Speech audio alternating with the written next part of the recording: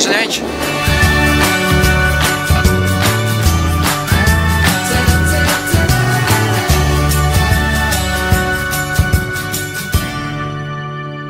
Bonjour tout le monde, on se retrouve pour un nouveau Disney News. C'est la, je sais pas combienième semaine d'affilée qu'on fait un Disney News.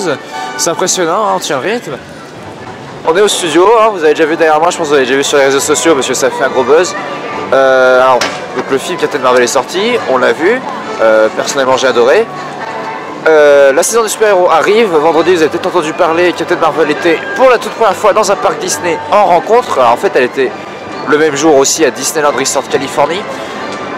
Sauf que avec le décalage horaire, on était les premiers à l'avoir, donc on est le tout premier parc Disney au monde à avoir eu Captain Marvel.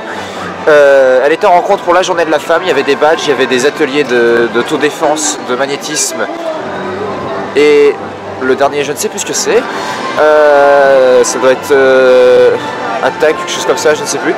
Et donc il y avait tout cet atelier proposé pour la journée de la femme. La saison commence le 23, hein, qu'on ne peut pas oublier.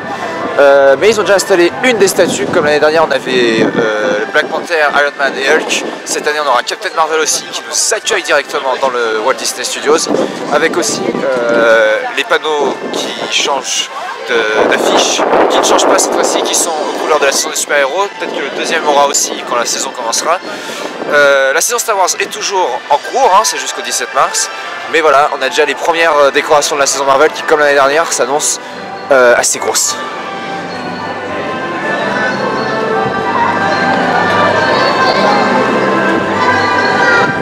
Devant la scène de la place des stars où se déroulent encore en ce moment les shows Star Wars. Ils se finissent donc la saison se finit le 17 mars.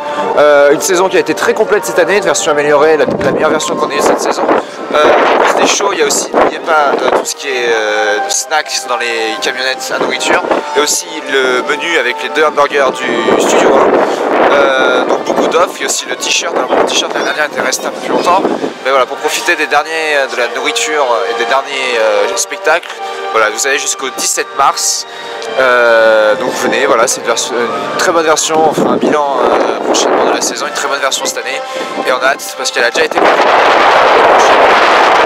parc, elle est de 2019 jusqu'à janvier 2020, elle est déjà inscrite pour 2020, donc voilà, on retrouvera l'année prochaine avec une version peut-être encore améliorée. On a hâte déjà d'y être, et Marvel bientôt. On est maintenant devant la tanière du dragon.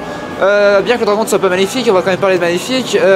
Donc le film Maléfique 2, pour ceux qui ne savaient pas, Maléfique 2 va arriver. Et le film devait sortir en 2020, il n'y avait pas de date précise, mais ça devait être vers mars, je crois, quelque chose comme ça. Il a été avancé de 6 mois parce qu'il n'y avait pas assez de films Disney cette année, bien sûr. Et donc il sort au mois d'octobre, là 2019, il sort au mois d'octobre. Je pense que parce que Disney n'avait pas un gros film à sortir au mois d'octobre, du coup ils en ont mis un quand même, au cas où. Mais donc voilà, Maléfique 2 sort là dans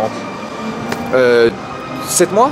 Donc voilà, donc on a une première affiche, donc on va vous mettre quelque part sur l'écran. Très belle affiche, donc Angelina Jolie qui reprend son rôle, avec aussi bien sûr c'est Elle Fanning, il me semble, qui joue Aurore. Et on aura une méchante à nouveau, alors là ce sera une méchante dans le film.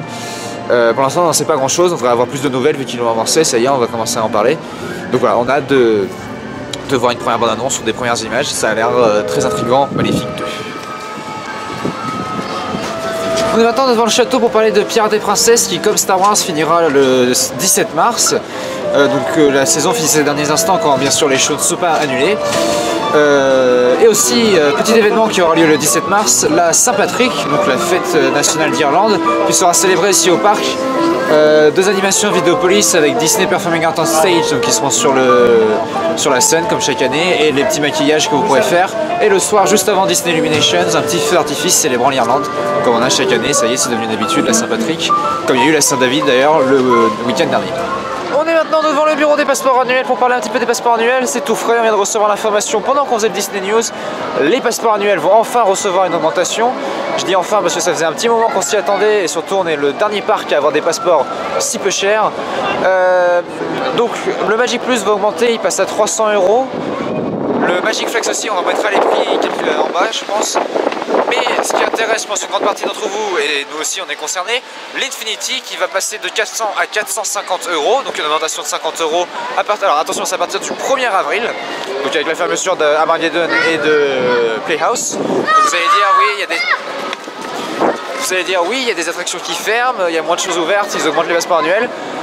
Quand le Marvel Land va ouvrir, c'est normal. Donc voilà, les passeports augmentent enfin, on commence à avoir des gammes un peu plus élevées, comme les parcs américains.